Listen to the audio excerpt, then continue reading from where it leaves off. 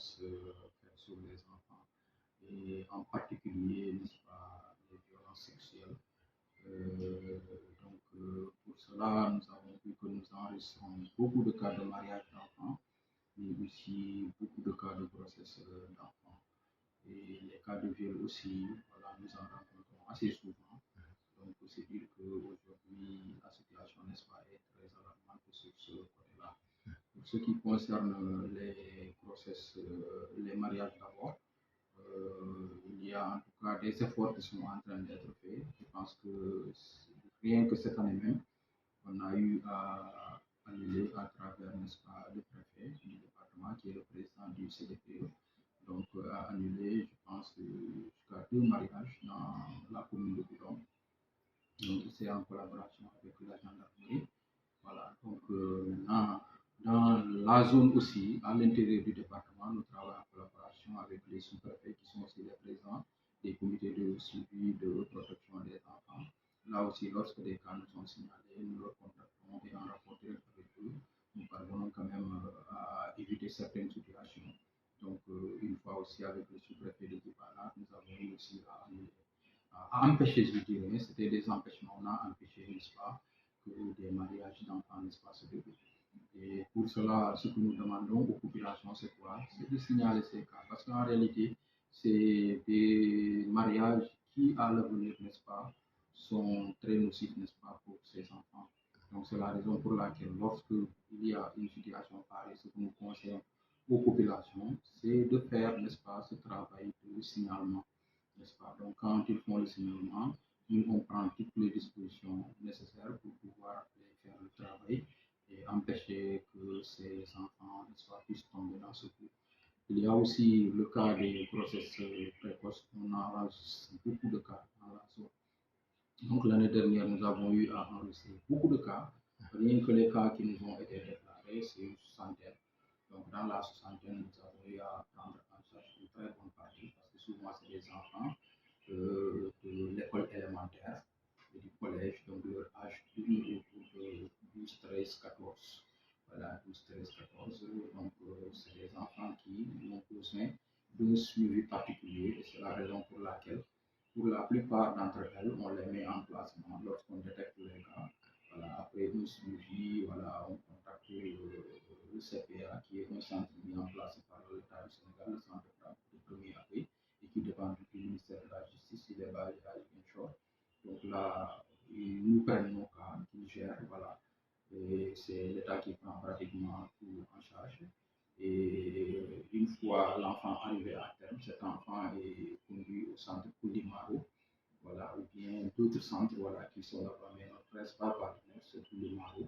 Donc, c'est à Koulimaro où il y a un personnel assez spécialisé pour la prise en charge, n'est-ce pas, de ce type d'enfant qui est là-bas. Donc, c'est là où on les amène pour leur accouchement, et après avoir accouché, on les garde là-bas pendant quelques temps, 3 mois, pour permettre de faire un suivi particulier sur le bébé, puisque ce sont des enfants, et ensuite on travaille sur le retour en famille.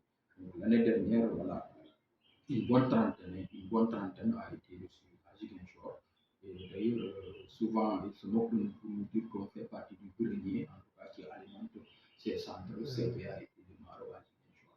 Donc, c'est dire que la situation est très alarmante. Et à côté de cela, il y a des cas qui n'ont pas été déclarés. Parce que souvent aussi, les populations ont peur de venir vers nous, d'autant plus qu'à chaque fois qu'un cas nous est signalé, il arrive parfois qu'il y ait des poursuites. Oui, parce que nous travaillons en étroite collaboration avec l'AME. Et lorsque un cas nous est déclaré, on est obligé de partager avec l'AME. Pour aussi amener un enfant à Ziguinchor, il faudra impérativement qu'il y ait une autorisation de garde provisoire qui est signée par le juge. Voilà, donc c'est l'AMO qui se charge des démarches pour pouvoir, n'est-ce pas, avoir cette autorisation. Donc, lorsque le cas est déclaré, il arrive parfois que, naturellement, que le procureur, voilà, s'autosaisisse et qu'il demande à ce qu'on lui amène l'auteur. Voilà, donc c'est la raison pour laquelle, lorsque l'auteur est amené auprès du procureur, pour la plupart du temps, il est arrêté.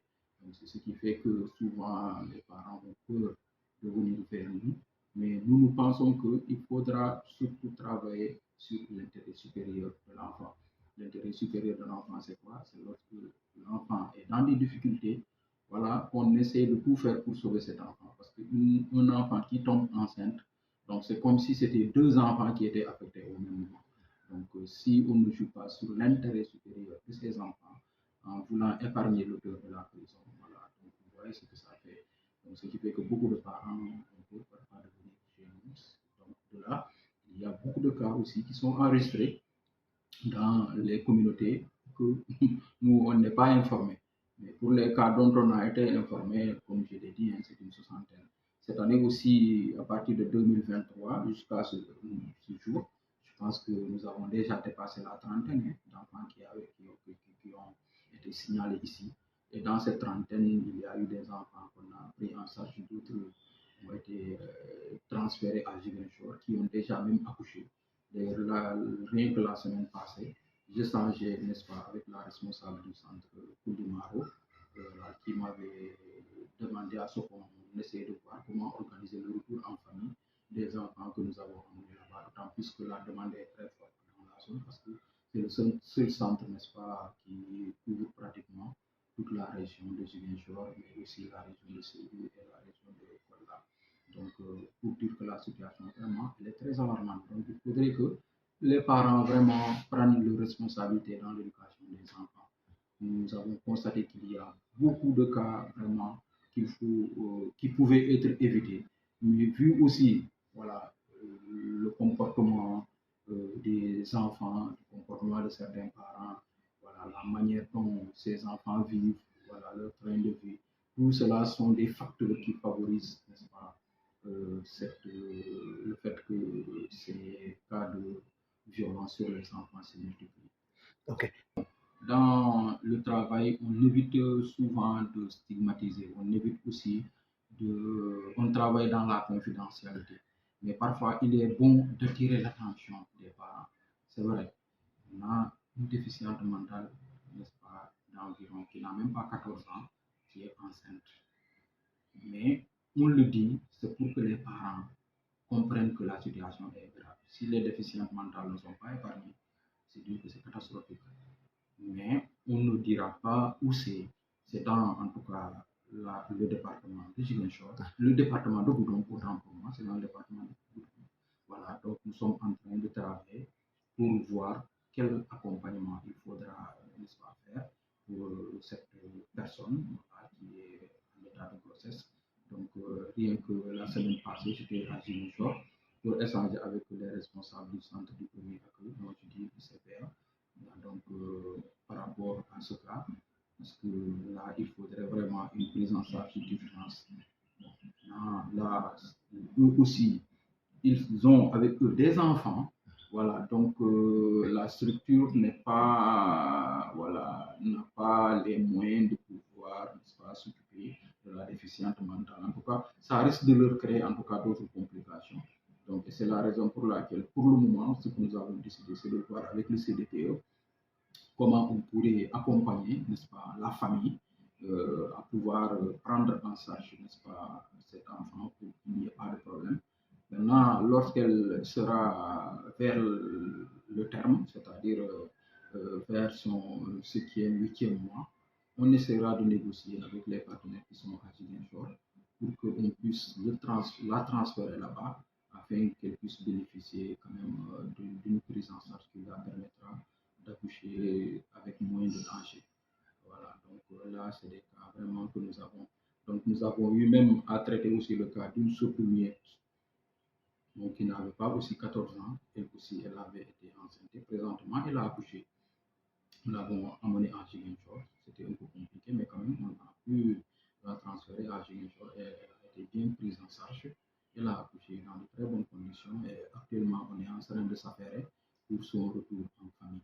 Donc, ça, nous citons ça en exemple pour attirer l'attention et des autorités, et des parents, et des partenaires, et de tous ceux qui travaillent pour la protection des enfants, pour qu'on sache que la situation est alarmante et qu'il faudrait prendre des mesures drastiques pour pouvoir vraiment gérer ces situations. Voilà.